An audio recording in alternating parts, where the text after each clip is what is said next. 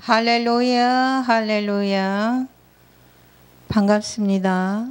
오늘은 사람을 하나님의 형상대로 만드신 이유라는 주제로 설교를 준비하며 창세기 1장 26절에서 27절 말씀을 중심으로 은혜 나누고자 합니다. 이 구절은 하나님께서 인간을 창조하신 본질적 목적과 그 의미를 깊이 탐구하게 해줍니다. 파키스탄에서 하나님의 말씀을 듣는 분들은 모바일 폰, 구글 번역기로 한국어를 우르두어로 텍스트 번역으로 보시면 되고, 한국에서 듣기엔 좀 답답할 수 있어요. 그런 분들은 핸드폰 오른쪽 위에 톱니바퀴 그걸 터치하시면 속도 조절을 마음대로 해서 들을 수가 있습니다. 할렐루야. 하나님의 형상대로 창조된 인간의 존엄성입니다. 먼저 창세기 1장 26절과 27절을 살펴보도록 하겠습니다. 하나님이 이르시되 우리의 형상을 따라 우리의 모양대로 우리가 사람을 만들고 그들로 바다의 물고기와 하늘의 새와 가축과 온 땅과 땅에 기는 모든 것을 다스리게 하자 하시고, 하나님이 자기 형상 곧 하나님의 형상대로 사람을 창조하시되 남자와 여자를 창조하시고. 아멘. 이 말씀에서 가장 먼저 떠오르는 주제는 인간의 존엄성입니다. 하나님께서 우리를 하나님의 형상대로 창조하셨다는 것은 우리가 그분의 창조물 가운데 특별한 위치에 있음을 의미합니다. 이 세상에 다른 어떤 피조물도 이러한 명예를 받지 못했습니다. 인간은 단순히 자연의 일부가 아니라 하나님과 특별한 관계 속에 있는 존재로 창조되었습니다. 할렐루야. 하나님의 형상대로 창조된 것은 우리에게 내재된 존엄성과 가치를 부여합니다. 세상의 어느 누구도, 심지어 본인 자신도 이 존엄성을 훼손할 수 없습니다. 이 진리는 우리가 우리의 삶을 어떻게 살아가야 할지에 대한 중요한 지침을 제공합니다. 인간은 단순한 도구나 자원이 아니라 존중받아야 할 존재입니다. 할렐루야. 하나님의 대리자로서의 역할입니다. 두 번째, 하나님은 사람을 창조하실 때 그분의 대리자로서 이 세상을 다스리도록 명령하셨습니다. 다시 말해 우리는 이 세상의 관리자로서 하나님의 뜻을 실현하고 그분의 창조 세계를 보존하고 돌볼 책임을 지고 있습니다. 창세기 1장 28절에서 이렇게 말씀하십니다. 하나님이 그들에게 복을 주시며 하나님이 그들에게 이르시되 생육하고 번성하여 땅에 충만하라. 땅을 정복하라. 바다의 물고기와 하늘의 새와 땅에 움직이는 모든 생물을 다스리라 하시리니. 아멘. 이 구절은 하나님께서 인간에게 주신 권위와 책임을 강조합니다.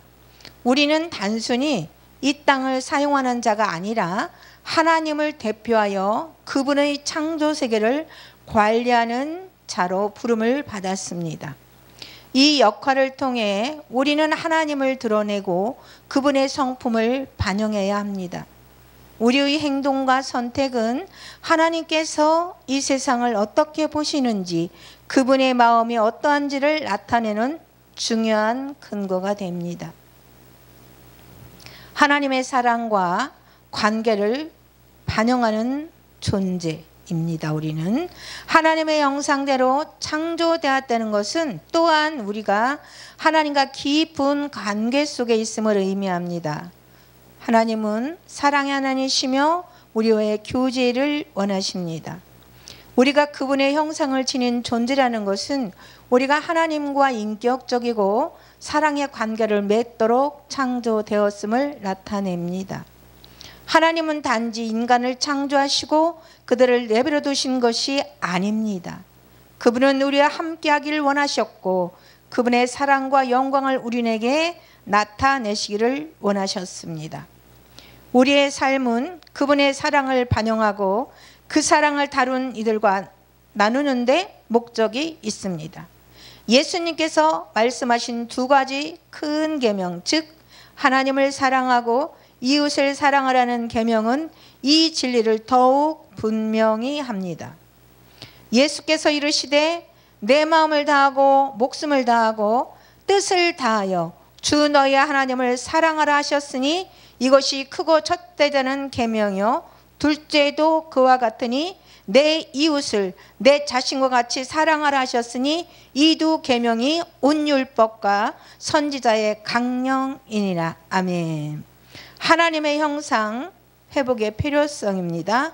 하지만 아담과 하와의 죄로 인해 하나님의 형상이 인간에게서 훼손되었습니다.